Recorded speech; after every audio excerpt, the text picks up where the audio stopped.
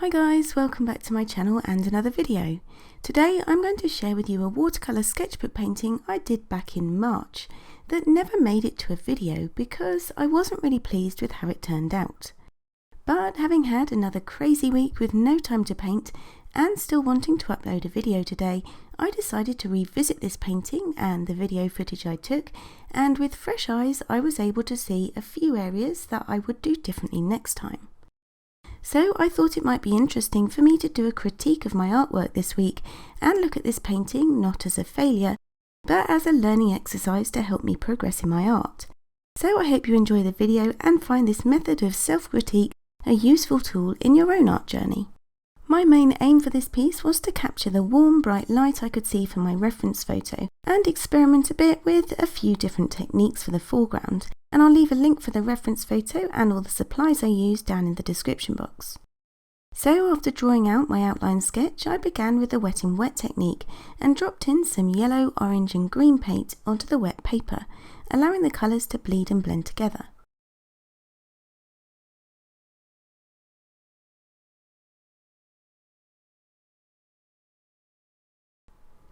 Before I'd finished this though, I decided to lift out some of the paint on the top left hand corner with a paper towel to try and get a bit more contrast in this lighter area.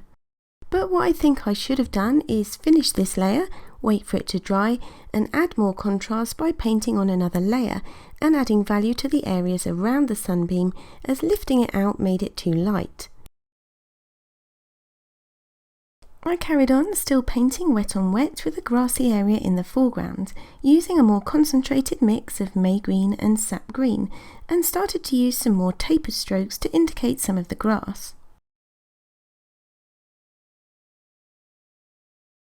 This bit was quite fun and loose, and I wasn't too unhappy with it, but again, looking back, I could have gone in with some darker green to add more depth.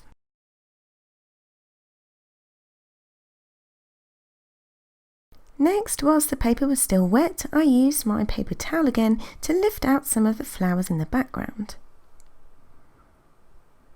And this part actually worked quite well. I also dropped in some clean water to create a few small watercolour blooms, as I think they can look like flowers and add a bit of interest. I mentioned at the start that I wanted to experiment with a few different techniques in the foreground, so to create some darker fine lines for the grass, I unfolded a paper clip and used it to gently etch some grooves into my paper. Maybe I couldn't find my embossing tool at the time, I really don't know. Anyway, this did actually create a really nice effect and added a bit more texture to the foreground, which I was quite pleased with. And I've since used my embossing tool in this way to create some veins on the petals of a pansy. Once my paper had dried, I then used a damp brush to re-wet and lift some of the paint out again for the yellow flowers in the foreground. I then used the tip of my brush to add in some darker and more defined grasses.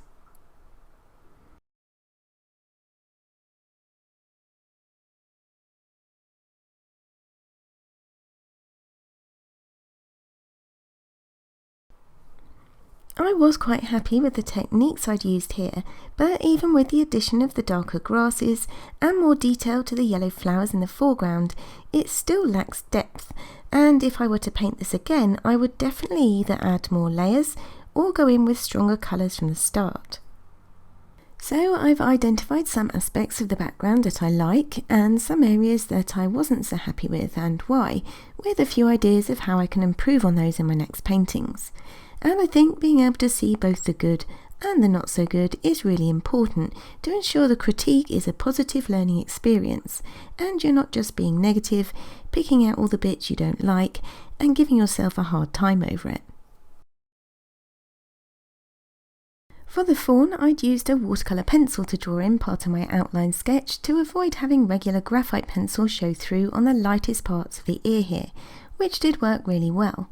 I think it was an Albrecht Durer pencil in the shade Raw Umber. I'd also let the background colour bleed over this ear at the start to help give the impression of light on it. I started to add in some of the fur detail and shapes within the ear using some watery cadmium red light and yellow ochre. and then I mapped out the other ear in a similar way before moving on to the head.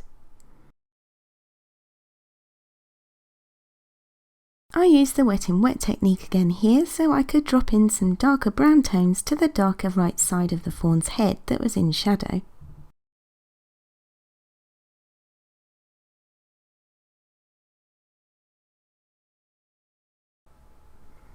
And for this side of the face, I used some burnt umber and some cooler purple tones to try and balance out all those warm yellows and oranges from the background.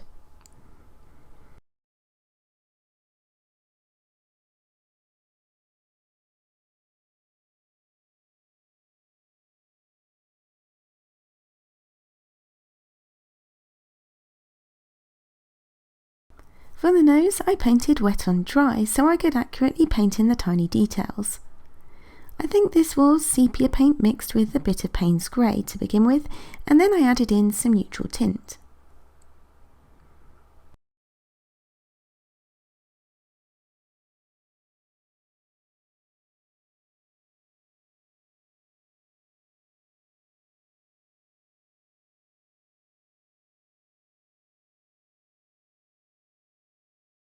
I approached the eyes in the same way, painting wet on dry and using the very tip of my brush and being careful to leave the highlights.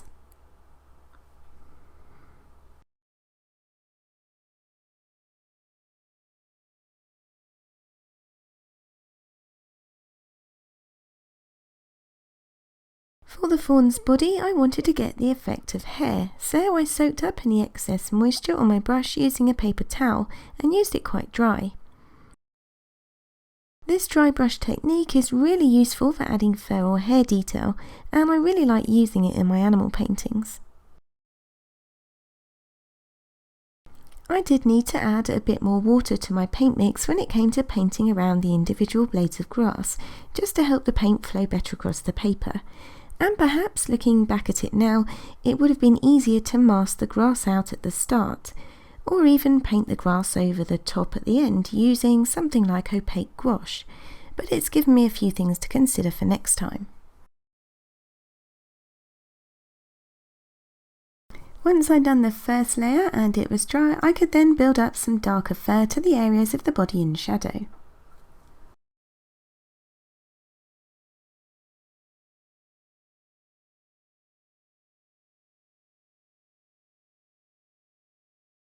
And once this had dried, I realised I needed to go back and darken up the fur on the right side of the face and on top of the deer's head.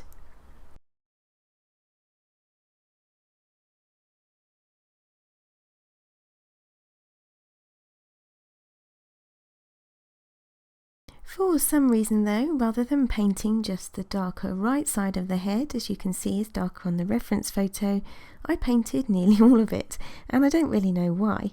What I should have done perhaps is soften out the left side of that darker area with a damp brush. Anyway, on to the ears again next, or rather the right ear, as I neglected to add any more colour to the left one, so it looks a bit transparent. That left ear may be in the light, but it definitely needs more colour to it. And I think my lesson here, and maybe for the whole piece, is that in order to show bright light, as with any painting, you need to have a range of values and contrast. So a bright background doesn't have to mean white or light paint.